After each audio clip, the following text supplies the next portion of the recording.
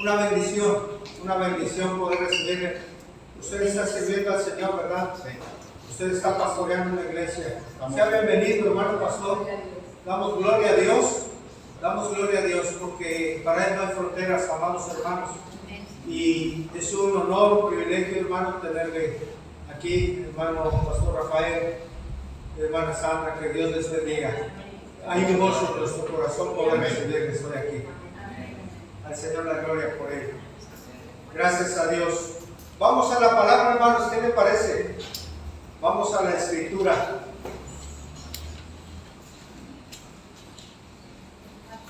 Vamos a la escritura, hermanos, la palabra de Dios, el Evangelio de Marcos, capítulo 12, verso 1. Continuamos con nuestra serie. ¿Recuerda qué serie estamos viendo, hermanos? Las parábolas de Jesús, ¿verdad? Las parábolas de Jesús. Esta es la parábola número 21, hermanos, ya gracias a Dios. Y hoy vamos a ver una parábola muy rica en contenido, en enseñanza, hermanos. Y póngase de pie, hermanos, por reverencia a nuestro Dios. Es su palabra, es lo que emanó del corazón de Dios, hermano, a través del Espíritu Santo, dirigiendo a hombres, hermano. Hoy tenemos en nuestras manos la bendita palabra de Dios y dice así, vamos a leerla como acostumbramos, hermano. Esta es la palabra de Dios. Marcos 12:1. Entonces comenzó Jesús a decirles por parábolas: un hombre plantó una viña, la acercó de vallado, cavó un lagar, edificó una torre y la arrendó a unos labradores y se fue lejos. Y hace tiempo envió un siervo a los labradores para que recibiese de estos el fruto de la viña. Mas ellos tomándole, le golpearon y le enviaron con las manos vacías. Volvió a enviarles otro siervo, pero apedreándole le hirieron en la cabeza y también le enviaron retado. Volvió a enviar a otro, y a este mataron, y a otros muchos, golpeando a unos y matando a otros. Por último, teniendo a un hijo suyo, amado, volvió también a ellos diciendo: tendrán respeto a mi hijo. Mas aquellos labradores dijeron entre sí: este es el heredero, venid, matémosle y la heredad será nuestra. Y tomándole, lo mataron y le echaron fuera de la viña. ¿Qué pues hará el Señor de la viña? Vendrá y destruirá a los labradores y dará su viña a otros. Ni aún esta escritura he leído: la piedra que desecharon los edificadores ha venido a ser cabeza del ángulo. El Señor ha hecho esto y es cosa maravillosa a nuestros ojos, todos, hermanos. Procuraban prenderle porque entendían que decía contra ellos aquella parábola, pero temían a la multitud y dejándole se fueron. Señor, te damos gracias. Gracias por tu bondad, Señor. Gracias por tu palabra. Gracias por la bendición de reunirnos para alabar tu nombre como lo hemos hecho, Señor. Pero también te damos gracias porque podemos abrir tu consejo, abrir tu palabra en esta tarde para meditar en ella, Señor. Guíanos por tu Espíritu, por favor, trayendo entendimiento, Señor. Y ayúdame a mí, como siempre, Padre, una vez más para poder trazar tu palabra y que tu iglesia sea edificada, porque sabemos que ese es tu propósito. Oramos esto en Cristo Jesús. Amén. Amén. Toma asiento, hermano, por favor. El contexto, hermanos, de esta parábola, si usted recuerda, está inmersa en la última semana del ministerio terrenal de nuestro Señor Jesucristo. El día domingo había entrado triunfalmente a la ciudad de Jerusalén. ¿Recuerda usted qué se celebraba en esos días, hermanos? La Pascua. De tal manera que había miles de personas en ese lugar. Entró un día domingo Jesús, porque se celebraba la Pascua. y gritaban. ¿Qué gritaba la gente, hermanos, cuando entraba el Señor en ese domingo? Gritaba Hosana, ¿verdad? Gritaba Hosana. ¿Qué significa? Hosana significa Señor, salva, o sálvanos, Señor. Te rogamos que nos salve. En cierto sentido es lo que gritaba. Bendito el que viene en el nombre de Dios. Eso gritaban las multitudes, hermanos. Pero tan solo unas horas más tarde, hermanos, gritaban crucifican, crucifican. El lunes llegó y los religiosos judíos se habían visto muy ofendidos porque el Señor Jesucristo había realizado algo muy importante y fuerte a la vista de las personas. Entró al templo, hermanos, y puso en orden lo que en desorden había sido puesto por los cambistas. Entró al templo y lo limpió. Volteó mesas. Usted recuerda la historia. Pero podemos imaginar qué sucedía en el corazón de los hombres del Sanedrín, de los religiosos de aquel tiempo, ¿no? Con toda esta actitud que había tenido Jesús. Por supuesto que estaban molestos, hermano. Estaban ofendidos cuando Cristo limpió los negocios ilícitos que se realizaban en la casa de su Padre. ¿Qué más rodeaba este momento de esta parábola, hermanos? Había problema en el corazón de los religiosos de aquel tiempo porque el Señor Jesucristo venía realizando prodigios y maravillas. Esto estaba atrapando la atención de miles de personas de distintas regiones. Y eso de alguna manera seguramente a los religiosos judíos les estaba causando un problema. ¿Por qué, hermanos? Porque seguramente temían a perder la influencia, que era muy grande. Ellos tenían una fuerte influencia y poder sobre la sociedad, también sobre el pueblo, hermanos. Molestos, con toda razón, en el capítulo 11 de Marcos, hermanos, empezaban a cuestionar a Jesús, querían atraparlo, hermano, en alguna contradicción o que contradijera la propia palabra de Dios. ¿Recuerdan qué pregunta le hicieron?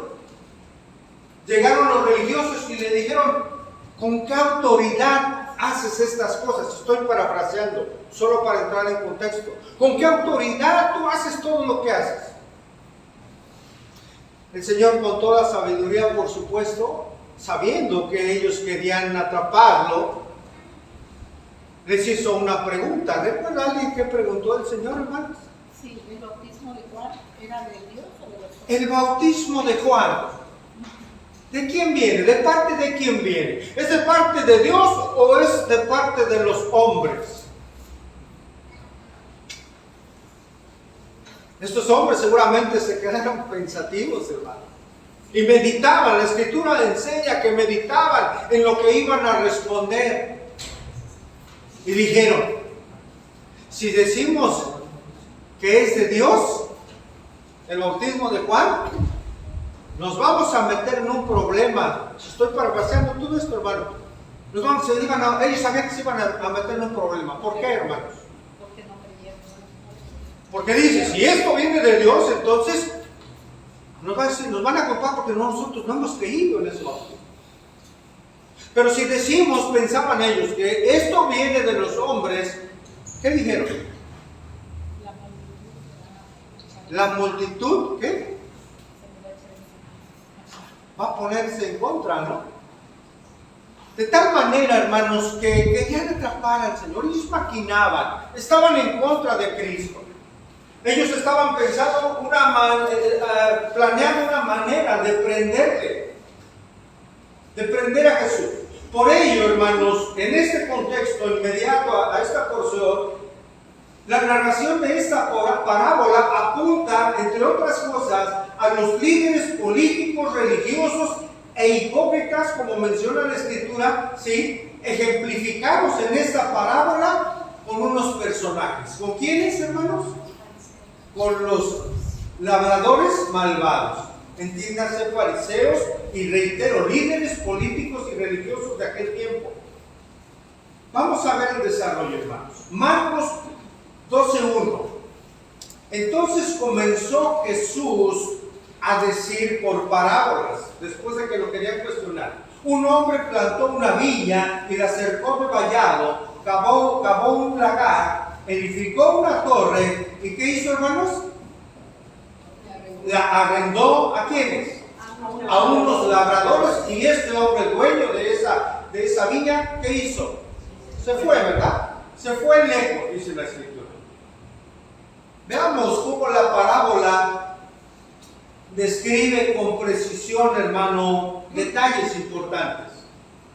Describe un viñedo, ¿sí?, que en tiempos antiguos, ahí en Palestina, hermanos, del siglo I, también describe a un hombre, ¿verdad?, que hizo algo. ¿Qué hizo ese hombre? Cavó un lagar.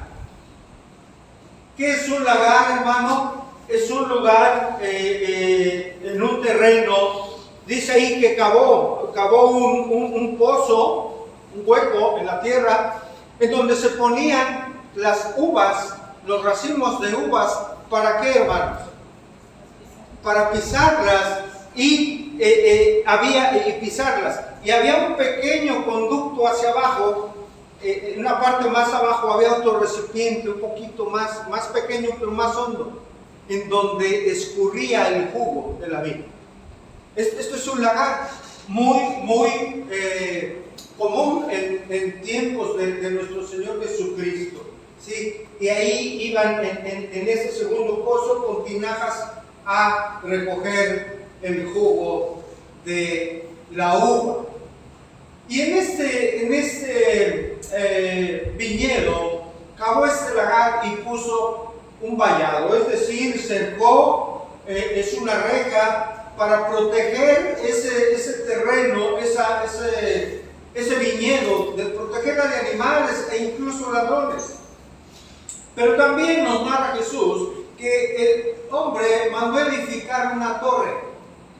Edificó una torre que comúnmente había en los viñedos de aquel tiempo y servía para distintas cosas. La principal de una de ellas era que quien cuidara el viñedo estuviera en un lugar un tanto cuanto alto. ¿Para qué? Para vigilar el terreno, para vigilar las viñas de ladrones y de animales, pero también servía como una bodega para distintas cosas, ¿no?, que necesitaban para cavar, para labrar la tierra. Entonces, hermano, cavó un lagar, lo cercó con un vallado, edificó una torre y la arrendó. Es decir, la dio por alquiler. El dar por alquiler en aquel tiempo es en el sentido de confiar la propiedad a alguien. En aquel tiempo, hermanos, los terratenientes extranjeros poseían grandes extensiones de propiedad, quiero decir, las cuales arrendaban precisamente a agricultores. Estos agricultores cavaban y trabajaban la tierra, la cultivaban y cuidaban de las viñas, mientras los propietarios precisamente, ¿qué hacían? Se iban. Como es el caso de lo que Jesús estaba narrando. Y se la arrendó ¿a quiénes? A los labradores. La palabra se me hace interesante en griego, hermanos, porque viene de dos raíces, que es tierra, de donde viene geografía, y ergón, que significa trabajo. Es decir, el que trabaja la tierra. Ese es un labrador, el que trabaja la tierra, hermanos, como agricultores. Y el dueño dice, hermanos, que se fue. Al igual que todas las parábolas de Jesús, hermano, como lo vimos hace 8 días y como lo hemos venido comentando y enseñando a lo largo de esta serie, el Señor usa imágenes terrenales de actividades cotidianas de aquel tiempo, actividades conocidas, para enseñar un principio espiritual. Los detalles de la construcción de la viña, hermanos, eran comunes, y hay algo importante. Acompáñenme a Isaías capítulo 5, verso 1 y 2. Esta, hermanos, es una profecía del juicio divino sobre el pueblo de Israel. Pero vea, hermano, con qué similitud narra Isaías esta viña, hermano. Isaías 5, versículos 1 y 2.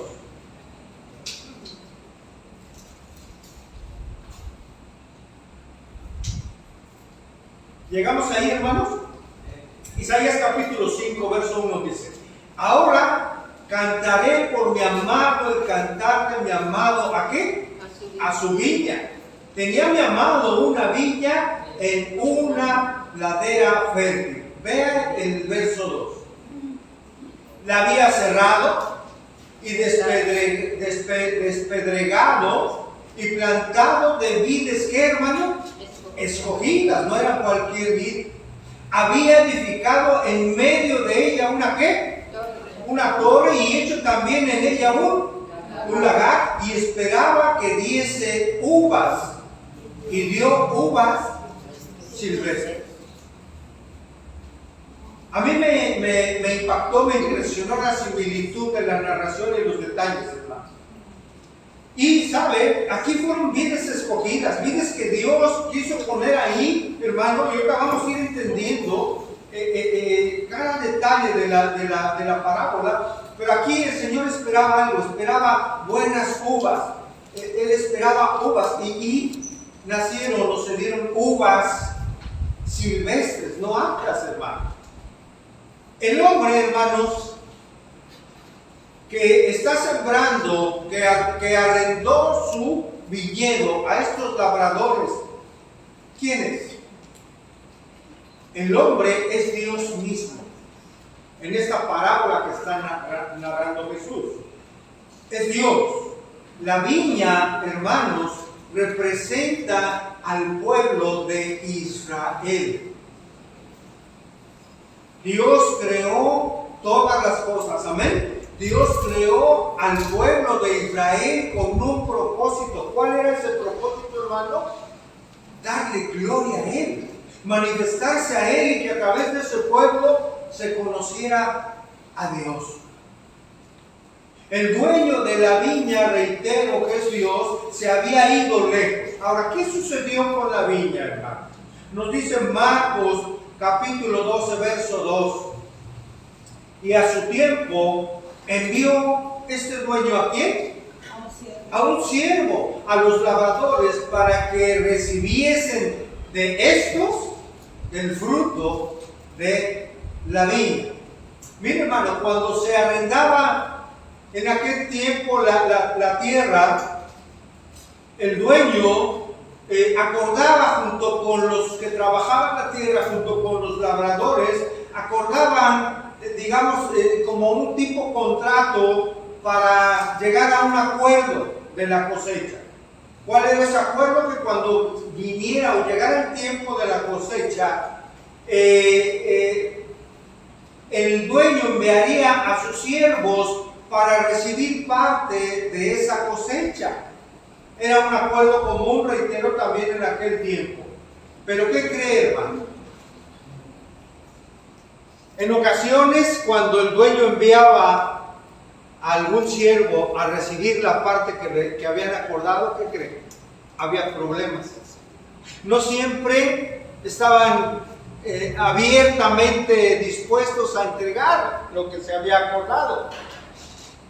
Y en ocasiones había desacuerdo en ese sentido. El verso 3, Marcos 12:3 dice: mas ellos, es decir, los labradores, tomándole, ¿a quién, hermano? Al siervo que había enviado el dueño, ¿qué le hicieron?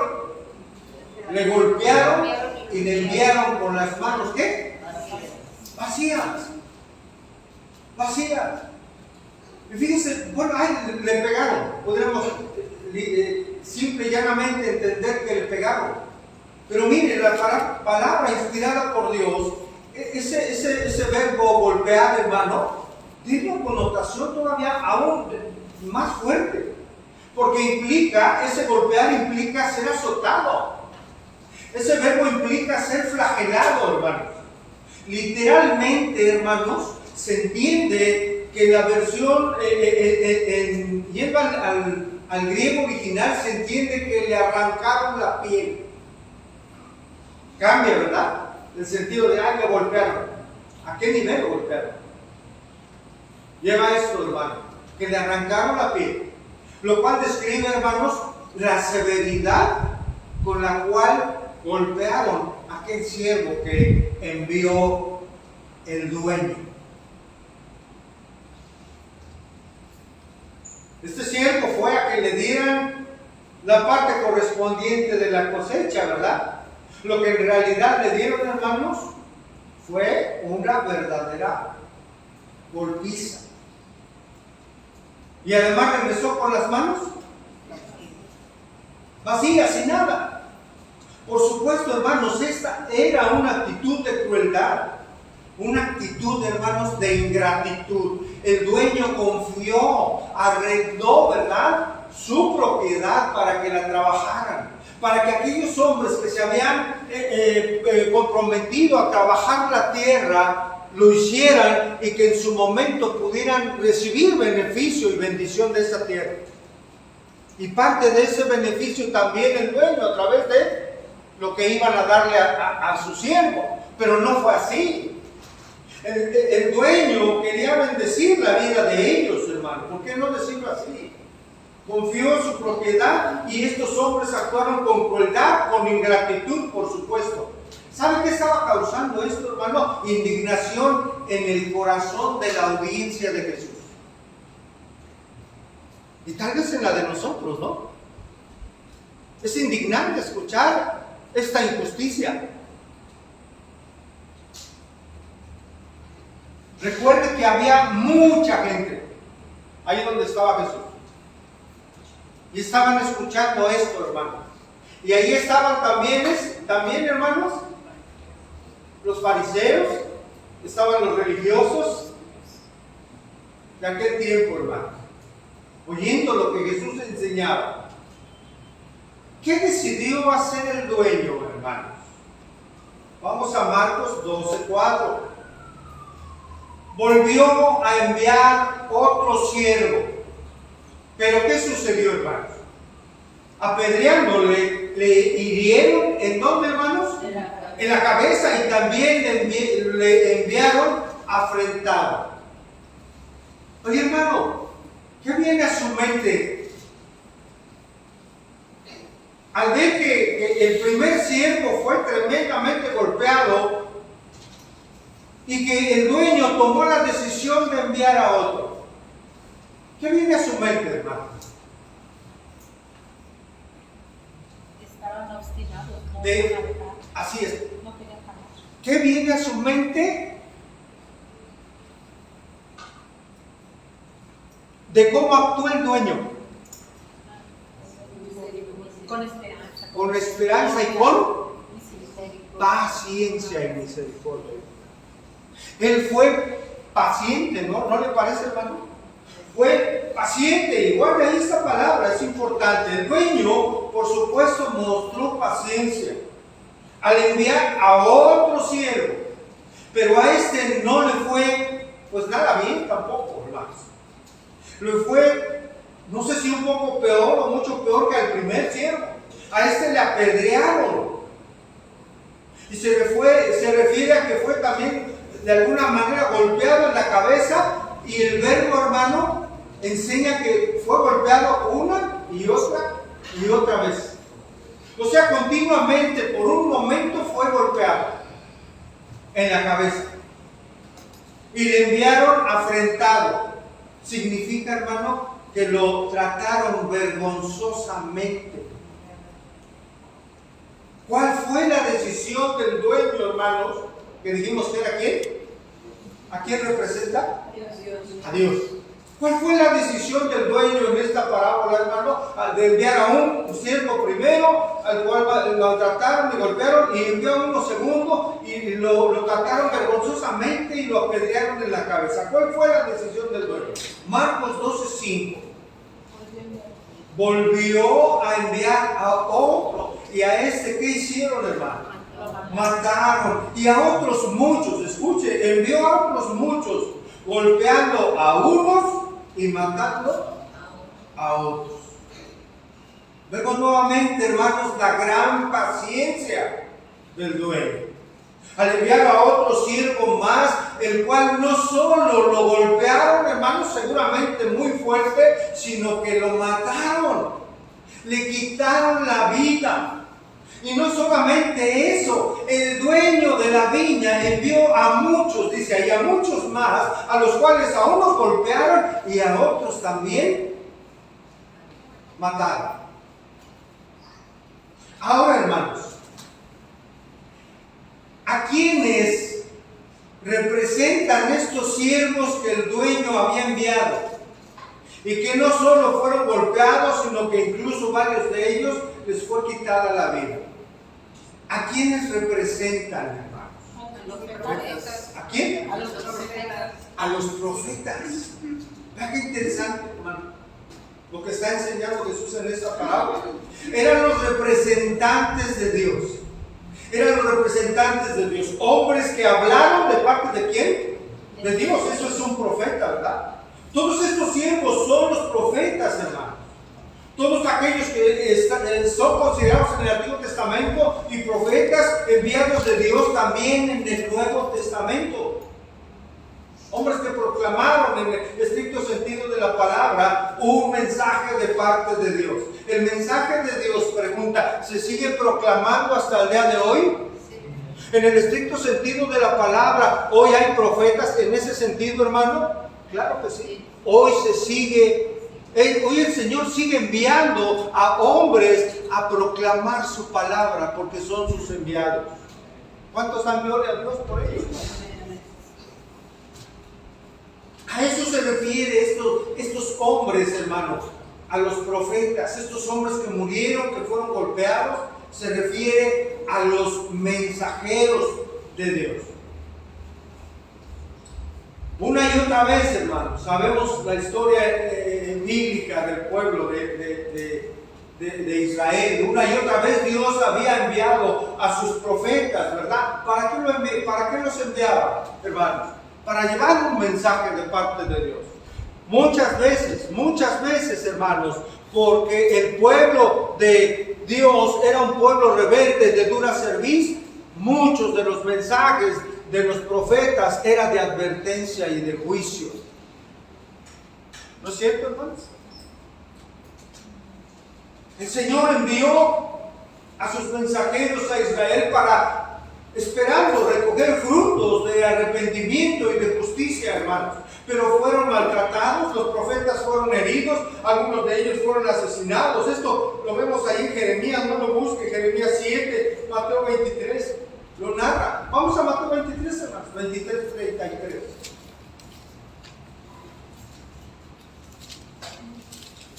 Mateo 23, 33. Aquí también está hablando nuestro Señor Jesucristo. Mateo 23, 33 dice: serpientes y generación de víboras. ¿A quién hace alusión, hermanos? Así es. ¿Cómo escaparéis de la condenación? ¿De dónde, hermanos? Del infierno. Esto sonará duro, hermano, pero es real. Dice el verso 34: por tanto, he aquí yo os envío a quienes, hermanos, a profetas y sabios y escribas, y de ellos a unos que mataréis y crucificaréis, y a otros azotaréis en vuestras sinagogas, y perseguiréis de ciudad en ciudad. Dice el verso 35: para que venga sobre vosotros toda la sangre justa que se ha derramado sobre la tierra, desde la sangre de Abel el justo hasta la sangre de Zacarías el hijo de Berequías, a quien matasteis entre el templo y el altar. Dice el verso 36: de cierto os digo que todo esto vendrá sobre esta generación. El Señor les está profetizando lo que habría de suceder. Pero algo importante, quiero llegar aquí al verso 37, hermanos. Jerusalén, Jerusalén, dice el Señor Jesús, que matas a los profetas y apedreas a los que te son enviados. ¿Cuántas veces quise juntar a tus hijos como la gallina junta sus polluelos debajo de las alas y no qué? No quisiste. Esa era la conducta del pueblo, hermanos, y así recibían, y en muchas ocasiones mataron y maltrataron, por supuesto, como lo narra Jesús, a sus enviados, a sus profetas. Hasta aquí, hermanos, alguien pudiera tener una incógnita, pero pastor, ¿qué tiene que ver esta parábola con nosotros hoy en día, hermanos? ¿Qué tendrá que ver esta parábola con nosotros? Mucho, hermanos, mucho, y lo vamos a entender, hermanos. El Señor, hermanos, en su paciencia sigue enviando hoy a evangelistas, sigue enviando a misioneros, sigue enviando a pastores que son rechazados, que siguen siendo ofendidos, que son abofeteados, o que son golpeados, que son escupidos, hermano, y algunos hasta muertos. Hoy en día. Hoy sigue ocurriendo un rechazo a los que Dios ha mandado para que le conozcan. Para que conozcan la verdad de quién es Dios, de cómo es la salvación, que no es por obras para que nadie se gloríe, hermano, sino únicamente por gracia. Venir en arrepentimiento y fe a Cristo, eso trae salvación. Hermanos, hoy ¿cómo se aplica esto? Hoy las personas, hermanos, no quieren ser confrontados con la realidad de la Escritura. Los religiosos de aquel tiempo estaban siendo confrontados con esta parábola muy directamente, porque lo estaban entendiendo, como lo vamos a ver. Ellos entendían a quién se refería a Dios, el Señor Jesús. Estaban siendo confrontados, hermanos. Vaya, les llamó ahí en Mateo en su momento serpientes y generación de víboras. ¿Usted cree que ellos al escuchar esto les fue grato? Pregunta, hermanos, ¿realmente eran eso lo que Jesús estaba diciendo? Si Jesús lo dijo, por supuesto lo era, hermanos. A la gente hoy en día, hermanos, era la verdad lo que estaba hablando Cristo de ellos. Hoy a la gente no acepta escuchar la verdad de la palabra de Dios. ¿Sabe por qué? Porque le confronta. Realmente la palabra de Dios es esa espada, hermano, que penetra hasta lo más profundo de nuestro ser. Y discierne lo que somos, y discierne nuestros pensamientos, y discierne nuestra esencia. Eso es algo que no le agrada a las personas, no le agrada al mundo, no le agrada al ser humano. Dios en su bondad sigue insistiendo para bendecir a la gente que no conoce a Dios, y la gente muchas veces sigue rechazando y ofendiendo a los siervos del Señor. Para la gloria del Señor, no siempre es así, hermano. Gracias a Dios. ¿A quién, hermano? Escucha el Evangelio. Hoy la gente, hermanos, es una realidad, no quiere ser confrontados con la realidad de su vida por medio de la palabra de Dios, hermanos. La palabra de Dios es molesta al hombre natural. La palabra de Dios, como en aquel tiempo, al hablar la verdad, sigue siendo molesta y trae enojo en el corazón de muchas personas que escuchan. Gracias a Dios, no de todos. Juan 3:9, hermano, acompáñame al Evangelio, por favor, de Juan.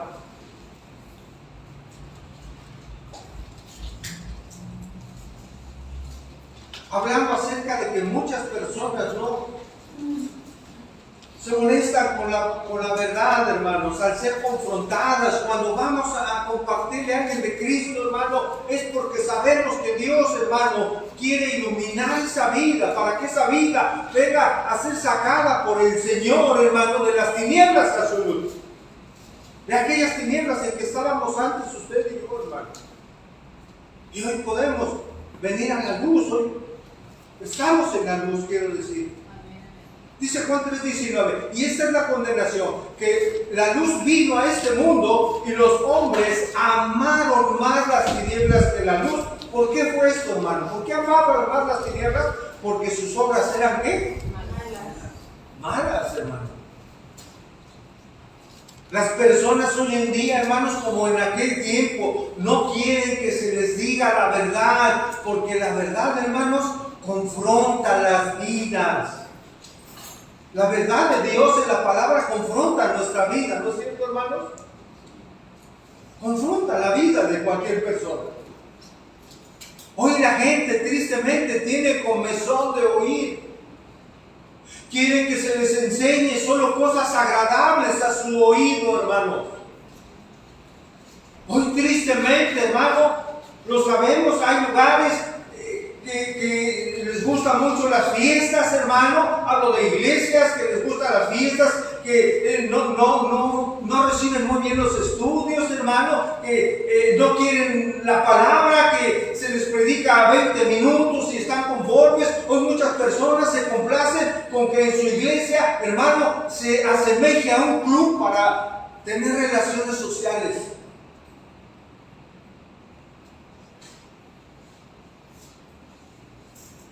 Eso, hermanos, es un rechazo a Dios. Eso, hermanos, es un rechazo a su venida.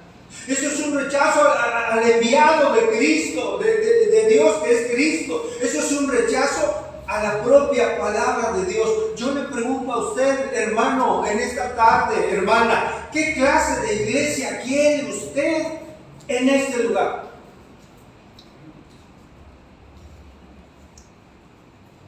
¿Qué clase de iglesia es la que usted desearía en este lugar, hermanos?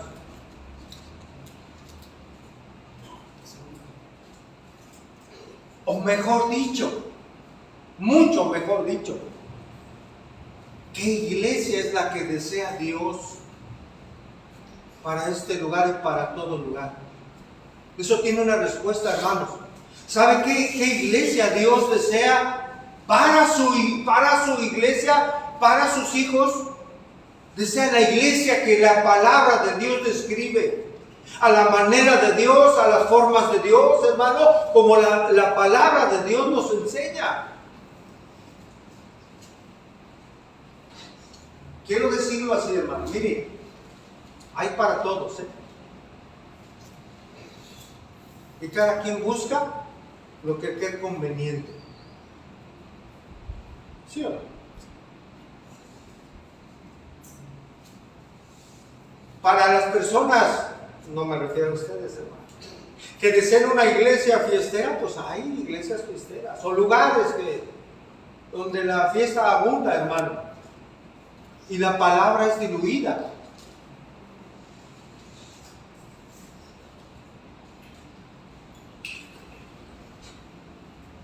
Esto sí, ¿verdad que tiene aplicación hoy en día, hermano?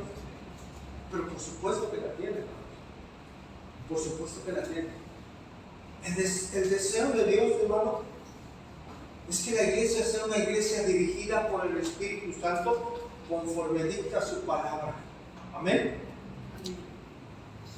Solo de esa manera, hermano, a través de la palabra de Dios, de la enseñanza, una y otra vez de la palabra de Dios, es que el pueblo puede ser bendecido.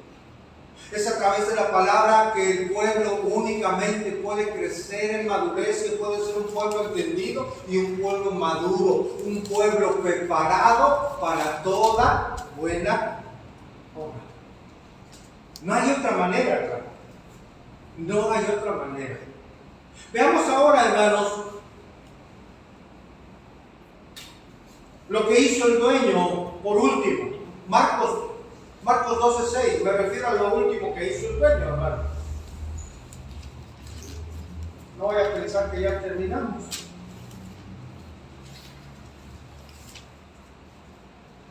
Marcos 12:6.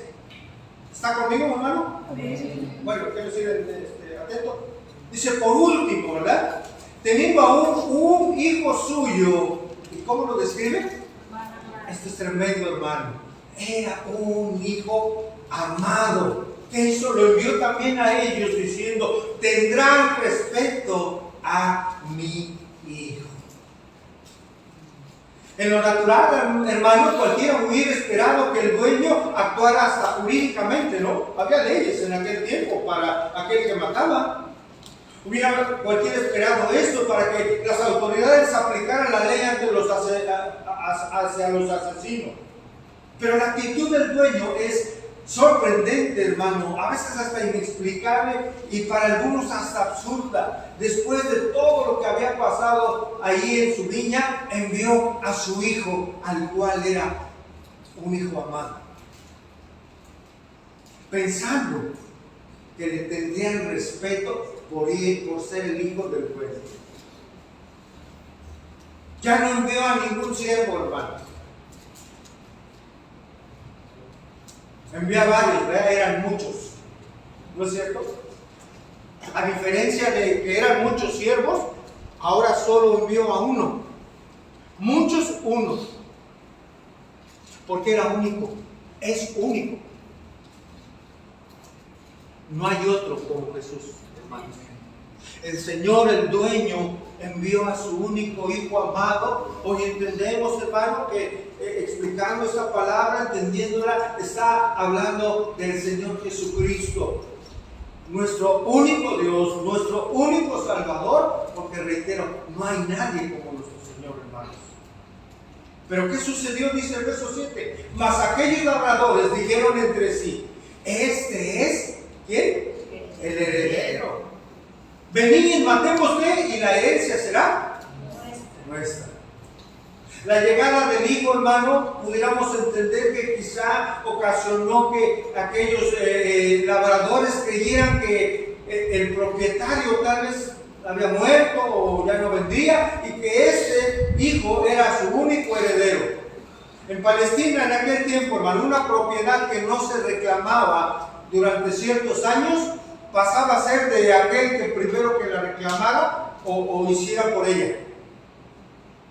Esto lo sabían los labradores, entonces tenían esto presente, de no, aquí está el único heredero, tenemos la oportunidad de quedarnos con la viña. Los labradores pensaban que si mataban al hijo podrían tomar posesión de la viña, y así actuaron, hermano.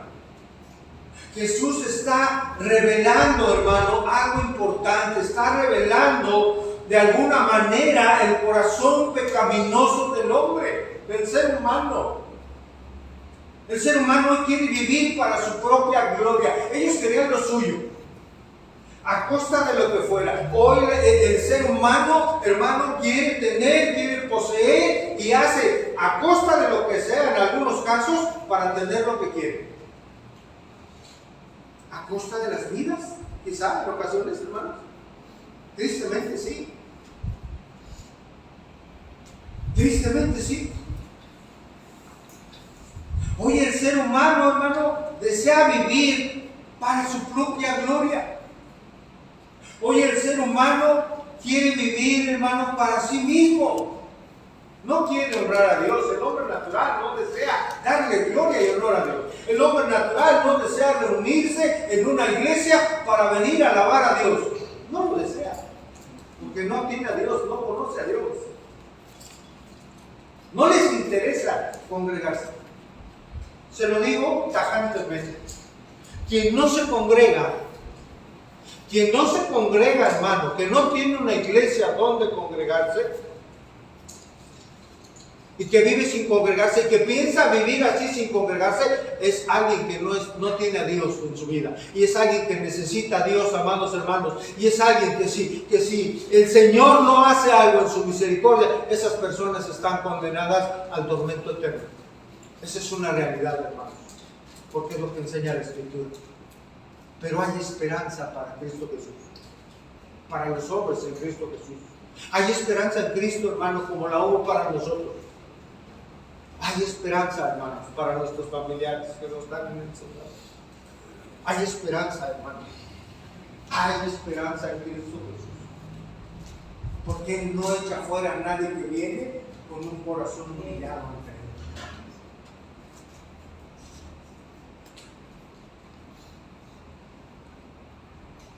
El ser humano, aquellos hombres mostraban su egoísmo y a costa de cualquier vida querían lo suyo.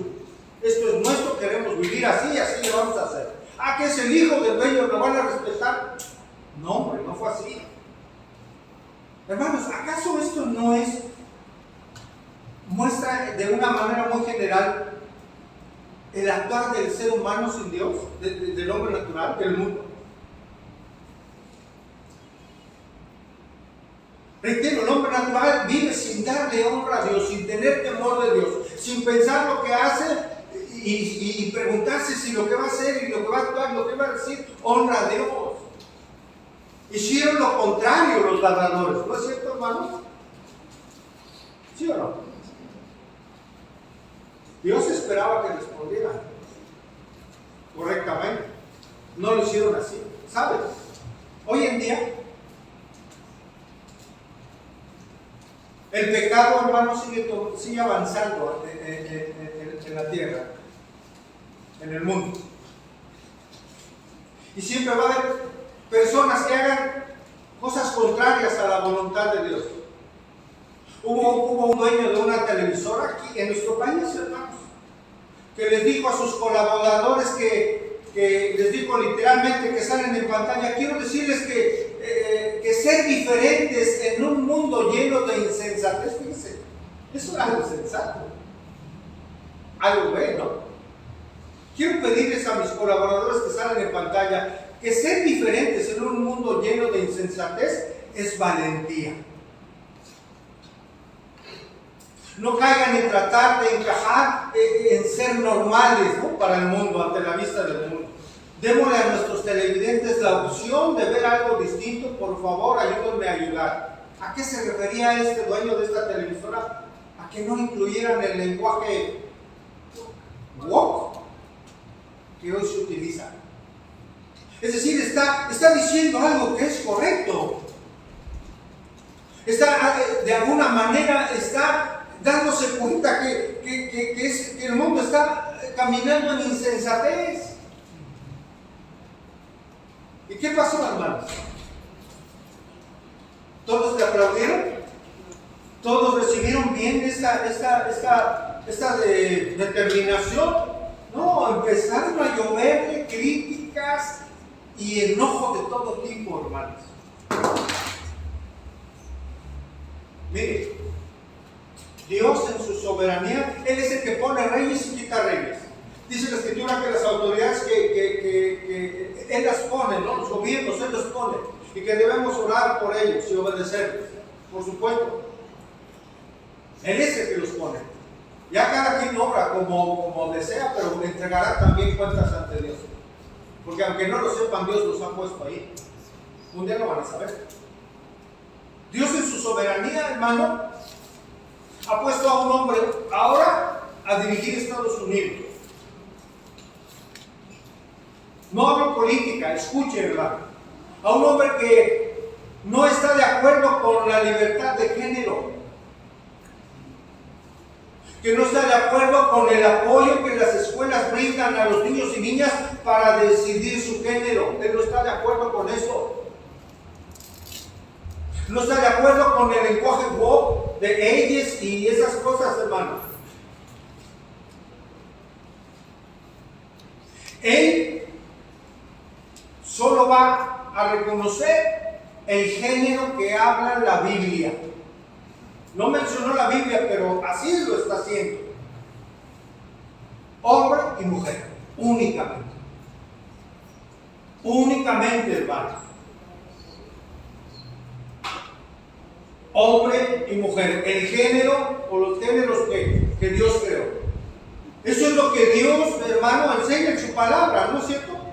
Varón y hembra los creó, pero el corazón natural del ser humano es un corazón que odia a Dios, que está en contra de las cosas de Dios, que busca lo suyo. No importa quién mates, yo me quedo con la viña, no importa qué haga yo, esto es para mí. Y cuando el mundo natural oye estas declaraciones, hermanos, odian estas declaraciones, hermano, y el mundo hoy sabemos que va en contra de la palabra de Dios, que odia ser confrontado con su pecado, y hay protestas después de todo esto, y las va a haber muchas más.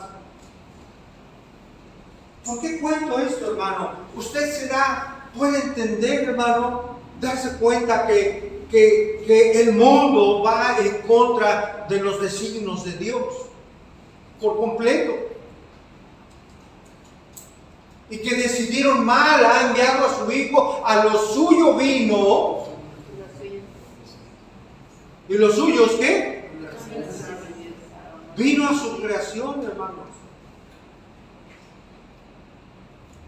Vino a cumplir un plan del Padre.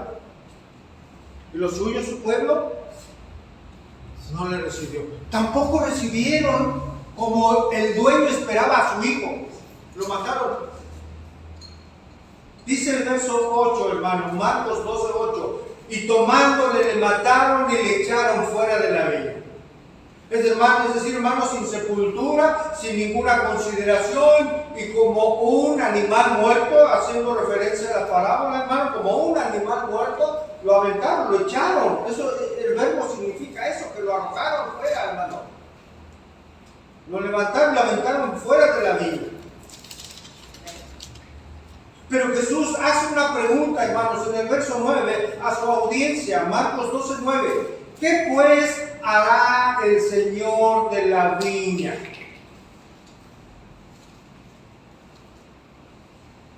Si analizamos, hermano, o si usted recuerda también, esta parábola se narra en otros 2 evangelios. Es un mismo hecho, hermanos. Y no, por supuesto no hay ninguna contradicción, pero se complementan con otros detalles. Retomo, hermanos, Marcos 12:9. ¿Qué pues hará el Señor de la viña? Y hay una respuesta, hermanos. Vendrá y destruirá a los labradores y le dará su viña. ¿A quién? A otros, hermanos. El Señor nos estaba llevando a su audiencia, hermanos, a meditar acerca de qué acción se debería de tomar o de tomar el Señor de la viña respecto de estos labradores, hermanos. Por ello, con justificada indignación, hubo esta respuesta. Dijeron su audiencia que vendría el dueño para destruir a los ladrones malvados. Vamos a un texto, hermano, de Mateo, donde también narra esta parábola. Mateo 21:41, por favor.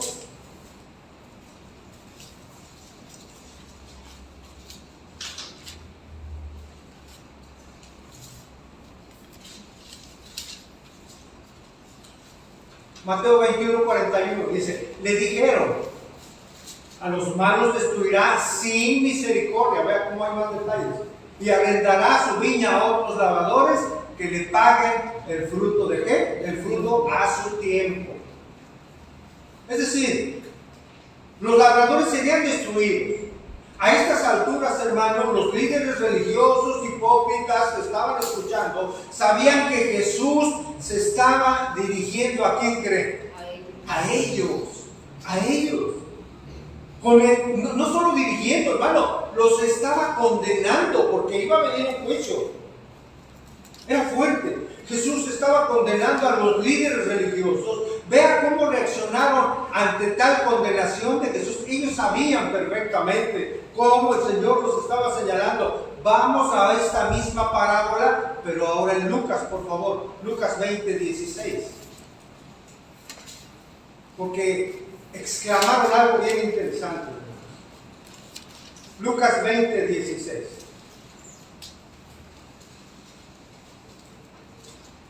¿Lo tiene, hermano? Dice, vendrá y destruirá a estos labradores y dará su viña a otros. Cuando ellos oyeron esto, hermanos, ¿qué dijeron? Dios nos libre. Ellos sabían que había un juicio. Ellos sabían que el Señor estaba señalando a ellos y clamaban que Dios nos libre de una condenación de esa manera. Pero Jesús, hermanos, confronta fuertemente a estos religiosos en el verso 10. Marcos 12:10 dice, ¿ni aún esta escritura habéis leído? La piedra que desecharon los edificadores ha venido a ser, ¿qué, hermanos? La cabeza del ángulo. Una pausa aquí. Es como si les dijera que no han leído la escritura, que no saben lo que dice el Antiguo Testamento acerca de esto, que hubo una piedra que alguien desechó, que esa piedra iba a venir a ser la cabeza del ángulo, una piedra principal. ¿Saben?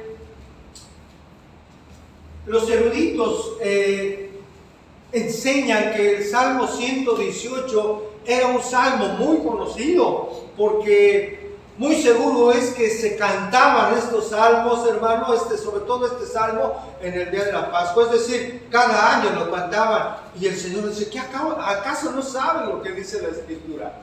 La Escritura habla desde el Antiguo Testamento acerca de lo que les está afirmando el Señor Jesucristo. Salmo 118, vamos rápidamente ahí, hermanos, por favor. Salmo 118, 22.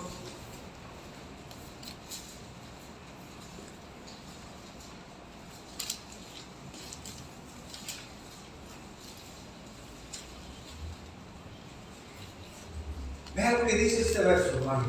La piedra que desecharon los edificadores ha venido a ser, ¿qué, hermanos? La cabeza del ángulo.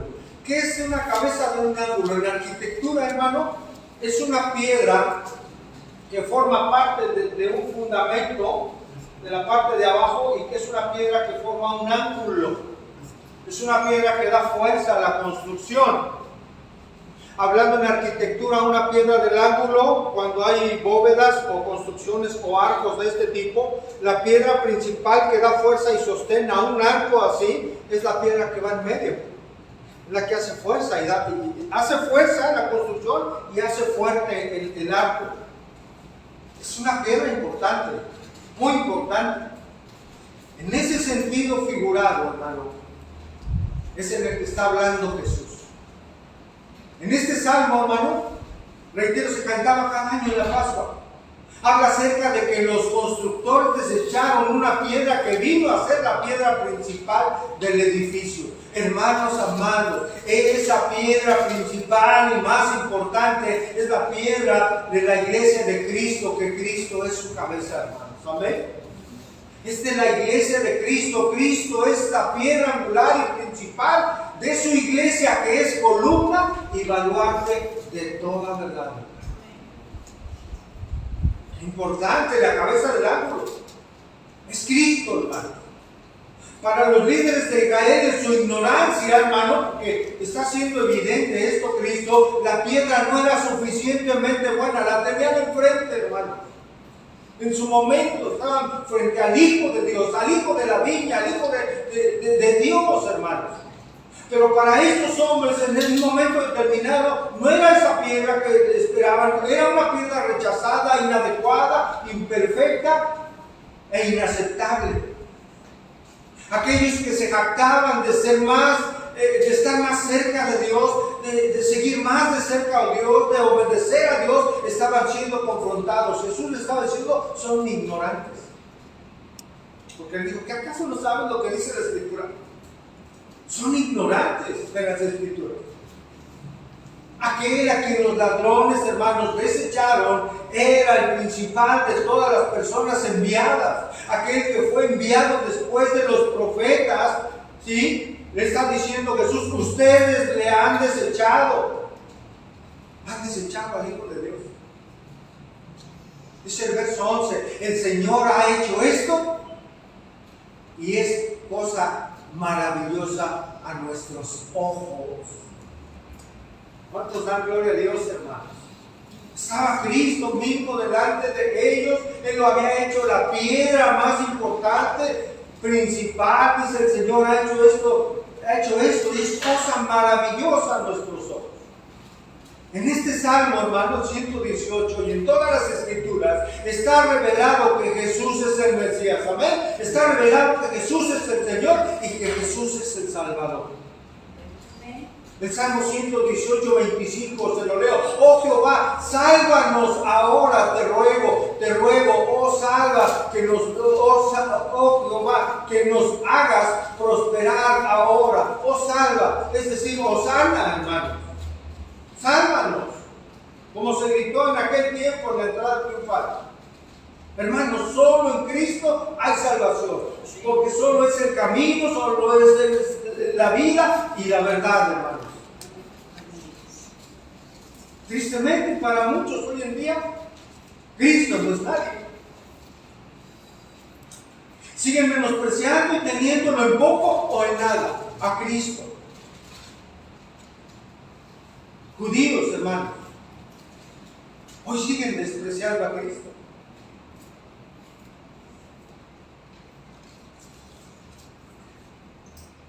¿Alguien fue a compartir de Cristo allá a Tierra Santa? Pasaban algunos judíos, ¿sabe qué hicieron? Les escupían por hablar de Cristo. Hasta hoy sigue siendo rechazado, como muchas personas hoy en día siguen rechazando a Cristo, y como los líderes religiosos fariseos de aquel tiempo lo hicieron. Verso 12 y último, hermanos. Y procuraban, hablando de estos hombres, prenderle, porque entendían que decía contra ellos aquella, ¿qué, hermanos? Aquella parábola. Ve, hermano, ellos entendían perfectamente a quién se refería Cristo, pero temían ¿a quién? A la multitud, y dejándole, ¿qué hicieron? Se alejaron, se fueron. Los dirigentes judíos realmente estaban furiosos, hermanos, pero no podían prender a Jesús porque la multitud en ese momento no se los permitía. Pero 2 días después, hermanos, de narrar esta parábola,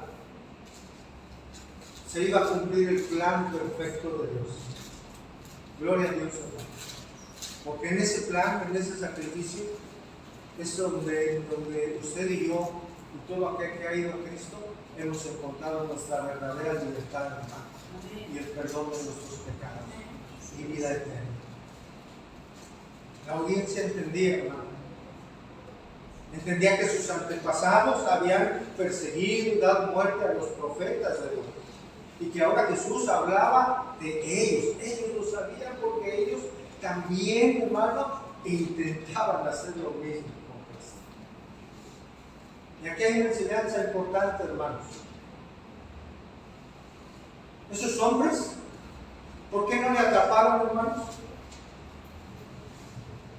¿Lo leímos? Porque tenían temor, ¿de quién? De las personas, de la multitud. Hoy mucha gente tiene mucho mayor temor a las personas que a Dios mismo. Le repito eso. Hoy la gente tiene temor a la gente. ¿De qué dirán? ¿De qué pensarán? Se cuidan más de la gente que tener temor de Dios. El tener temor de Dios es ¿qué? Dice la Escritura. Es la sabiduría. Eso nos da dirección para poder aplicar la palabra correctamente en cualquier circunstancia de nuestra vida. Eso es sabiduría, hermano.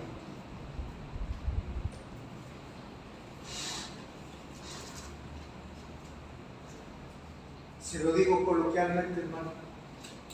Aquella persona, ser humano que tiene el temor de Dios, se la hizo.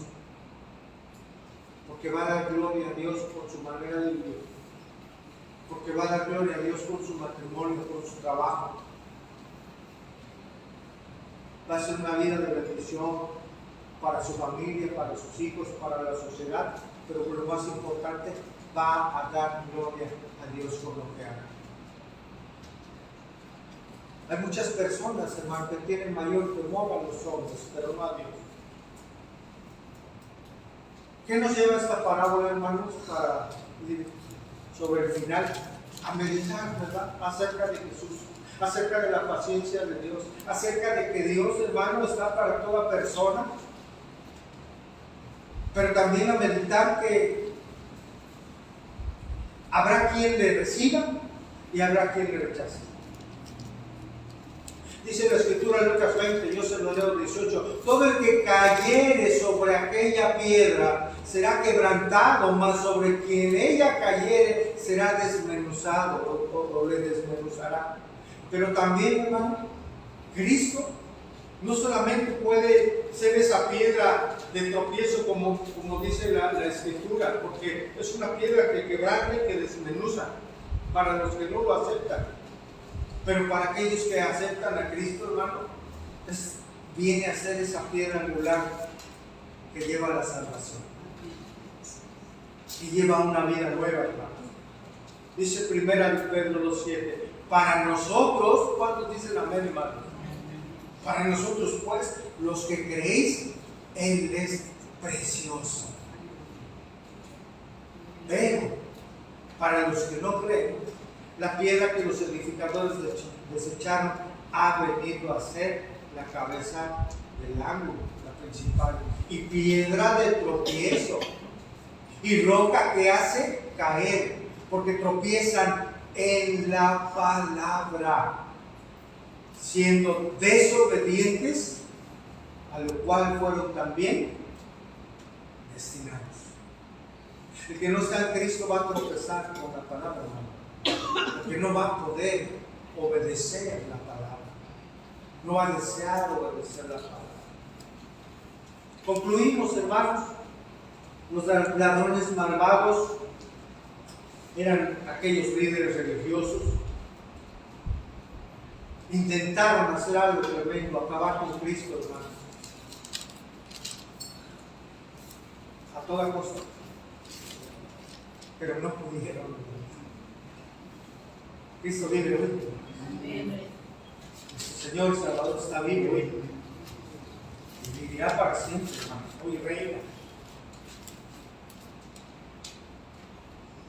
Una parábola importante, hermanos, para aquellos que están en Cristo y los que no están en Cristo. Para nosotros que estamos en Cristo, hablando de una viña, Dios espera fruto. Porque Él ha plantado, hermanos, no cualquier uva, sino uvas, ¿qué? Escogidas por Él, hermano.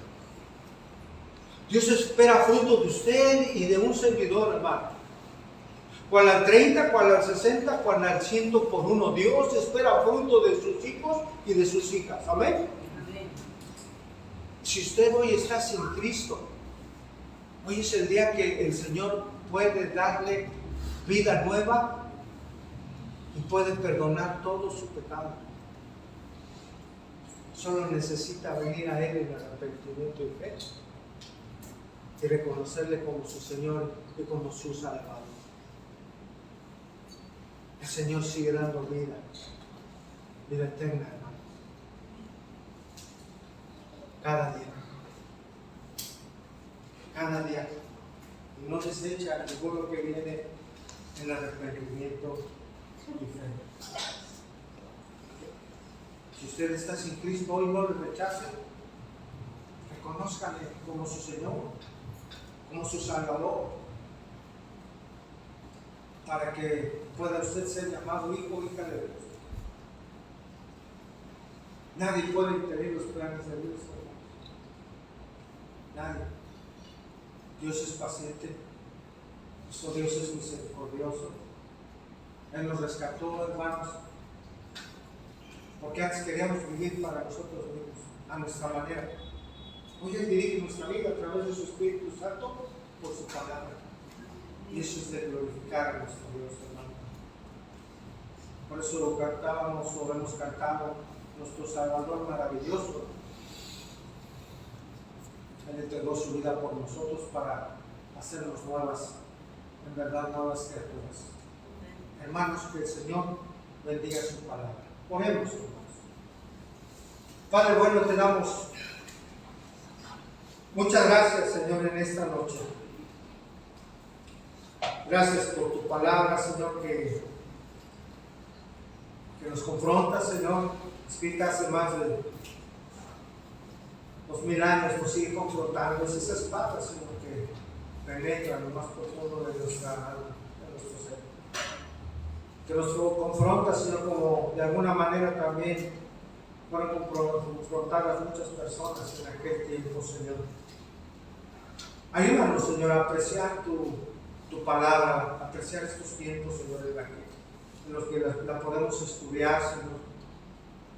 Gracias por recordarnos, Señor, lo que enseñaste en aquel momento, Señor.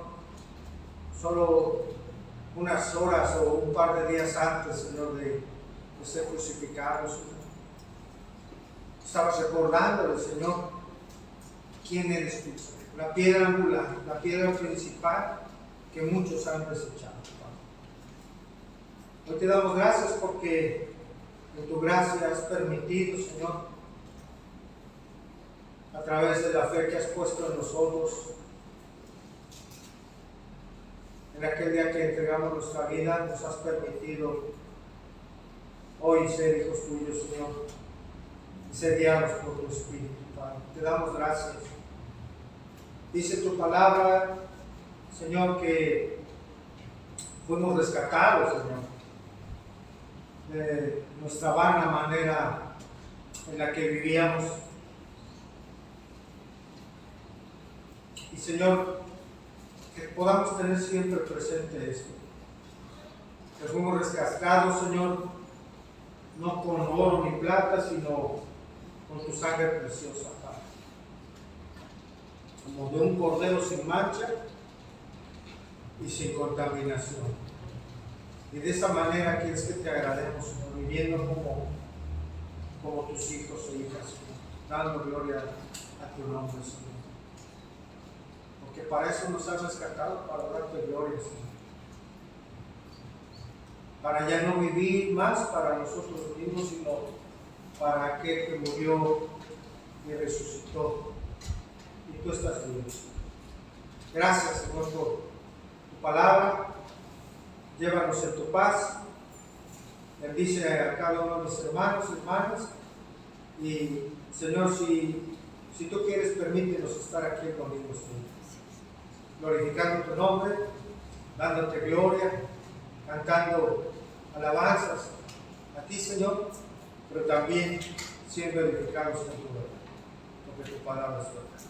Le damos muchas gracias y oramos todo esto en el nombre que es sobre todo el nombre, Señor, en el nombre de nuestro Señor y Salvador Jesucristo. Amén. Amén. Amados hermanos, que el Señor les bendiga. Con la ayuda de Dios nos vemos aquí el próximo domingo, si Dios quiere.